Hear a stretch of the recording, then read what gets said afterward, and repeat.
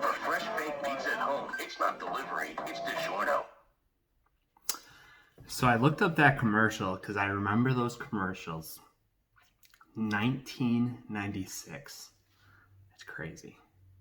I was just a wee lad at that time.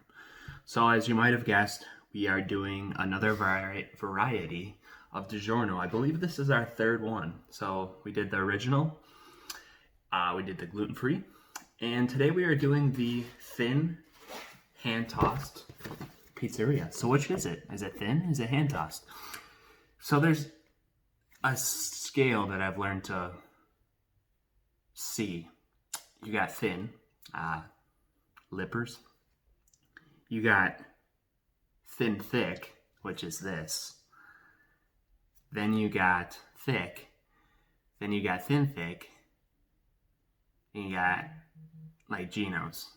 But you only get that kind of knowledge from the expertise, the experience. Speaking of that commercial, little extra bonus here today. Top 3 Friday. Top 3 commercials of all time. That's a good one. Definitely not even close to the top 3. Number 3, Geico, Hump Day, Mike. Number 2, Meet the Hoopers, State Farm. Any of those, dropping dimes. I Love Nuggets. Great commercials. Number 1, undisputed, period. You already know what it is.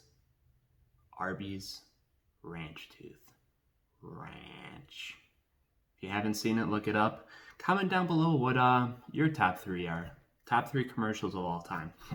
It's kind of fun to go down that lane on YouTube and try to find some of those old commercials. Another note about this pizza. This piece isn't cut through all the way. Look at what's on there. Look at what's on there. You see those little green specks? That is Italian seasoning, people.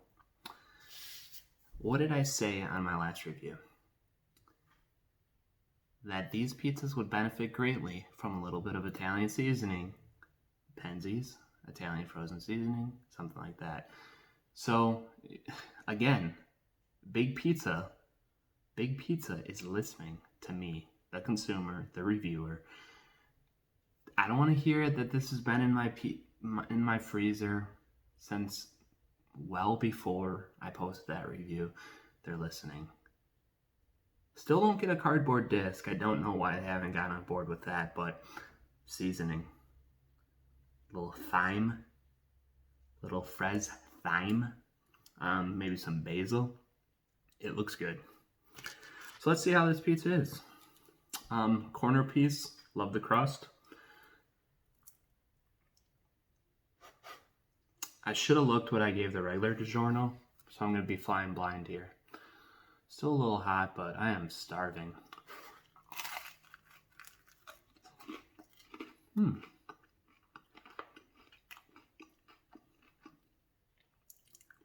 Notice I went crust first on that one. Interesting. See how that plays out for him, Cotton.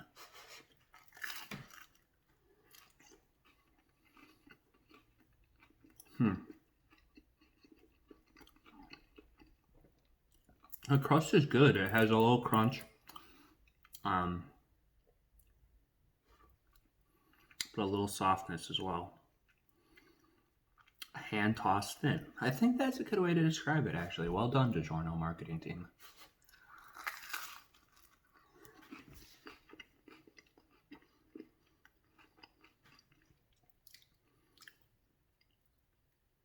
You definitely taste the fresh herbs.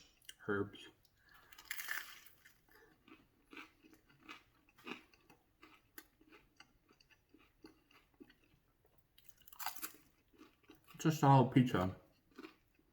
I've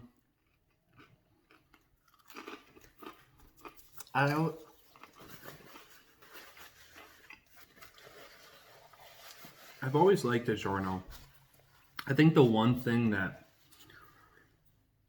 I would say needs some improvement is the sausage. I said one thing. I'm actually going to say more than one thing. And the sauce. The sauce is just a little bit blah.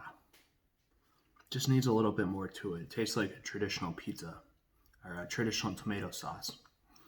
So just looking here briefly, I gave a Digiorno a 7.3. Now I like Digiorno. Just the traditional, just slightly better than this, but it's all the same. Besides, I'm just gonna go right below it and do a 7.2. I think that's a fair score for this. I didn't do a good job cutting. This is a double piece. I did 2x2, which gave me 9 pieces. Yeah, 7.2. I think that's a fair score for Digiorno thin crust. Definitely a good pizza. Better than average. Kind of has that brick oven feel to it, but definitely not as good as the Freschetta brick oven, which again was one of my favorites. So definitely gonna eat most of this, and it is Friday. That means tomorrow is the weekend, or a couple hours from now, weekend starts. I consider Friday night part of the weekend too, so a little bonus there. Everybody have a good weekend, enjoy the weather, and we'll see you next week, hopefully.